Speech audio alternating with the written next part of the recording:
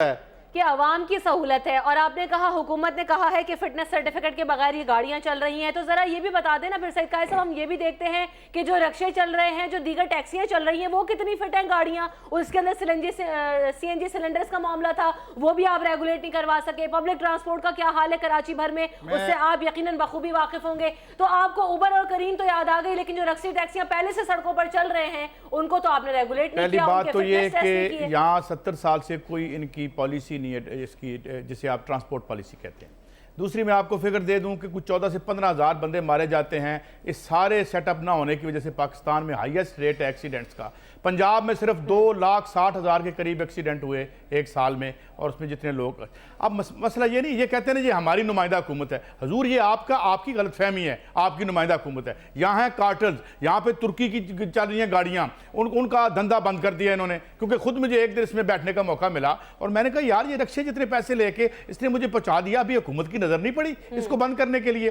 क्योंकि इसकी वजह यह है कि जितने आप ठीक कह रहे हैं, मुमकिन है इसमें अंजुम साहब वो लोग भी हों जो इतनी महंगी यहाँ पे 500-500 रुपये पे 4-5-6 किलोमीटर पे टैक्सी देते हैं, ये जो खड़े होते हैं अस्पतालों के बाहर, वो भी हो सकते हैं। मगर असल क्या है, उनका इतना धंधा नहीं है बेचारों का। असल में तो ये जो आपने कॉन्ट्रैक्ट किए हुए हैं, ये जो तुर्की वाली हैं वो बंद हो जाएंगी। लिहाजा एक ये लगता है बाजुल नजर में, या तो कोई और आके इसके पैरेलल हमें समझा दे, क्योंकि और वजह है। दूसरी बात जो मुझे बता रहे थे हमारे प्रोड्यूसर, लेट्स चेक इट, कि वो हर चीज चेक करते हैं। हमारे यहाँ ये कलर कार पे जो एक्सीडेंट हुआ, आपको पता है एक अनट्रेन्ड ड्राइवर चला रहा था जिसमें स्कोर्स ऑफ किड्स, स्कूल के बच्चे मारे गए। क्या हमने मुझे बताएं यहाँ पे क्या जो ट्रैफिक के जो आपके लाइसेंसेज हैं ये नहीं बिक रहे या खरीदे जा रहे, जिसे अब आज प्राइवेटाइज करने का आप सोच रहे हैं। तो वहाँ तो इस इशू ये है कि ये मसला नहीं है कि ये हमारे नुमाइंदे, मसला ये है कि आपको एक सस्ती मिल गई है। क्योंकि सवाल फिर वो ये कायद साहब, सवाल वही है सलमान आबिद साहब, जैसे कि मैंने बात की इससे पहले मुझे याद आ गया कि आपने अभी सिंध में भी, क्योंकि उबर सर्विस बैन हो गई है, आपने पब्लिक ट्रांसपोर्ट की बात की तो कहा गया था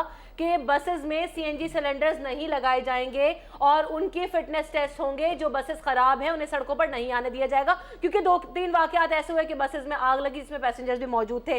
तो आपने तब तो सुनवाई नहीं की जब उबर और करीम आ गए, जिनकी गाड़ियां, ये मैं नहीं अवाम कह रहे हैं, हमारे तज्जियाकार कह रहे हैं, लोगों ने बैठकर उसमें सफर किया है, वो फिट है, उनकी प्रॉपर कंडीशन है, ड्राइविंग टेस्ट होता है, उसके बाद वो गाड़ी रजिस्टर होती है और दुनिया भर में उबर और करीम की गाड़ियां चल रही है। पाकिस्तान पहला मुल्क नहीं है। तो भाई उन रिक्शे, टैक्सियों और बसेस को तो आप पूछते नहीं।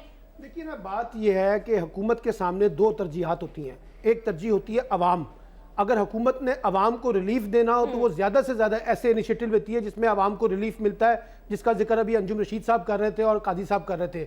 लेकिन अगर हुकूमत अवाम के मुकाबले में एक मखसूस ग्रुप को, एक मखसूस ताकतवर तबके को, एक माफिया जो उसका बना हुआ होता है, उसको सपोर्ट करना चाहे तो फिर वो सारा एक्सप्लॉइटेशन जो है ना वो अवाम के ऊपर करती है।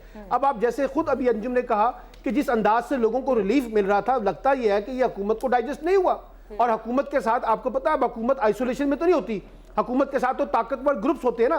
तो वो ताकतवर ग्रुप्स ये कहते हैं कि जनाब हम आपको सपोर्ट करते हैं, आपको माली मदद करते हैं, आपकी जमातों के साथ खड़े होते हैं। जब हमारे मफादात आते हैं तो आप कहाँ खड़े हैं? और आपने इन लोगों के जरिए, इन टैक्सियों के जरिए उन लोगों को, आम आदमी को तो फायदा पहुंचा दिया, लेकिन हमारे कारोबारी मफादात को तो नुकसान पहुंच गया।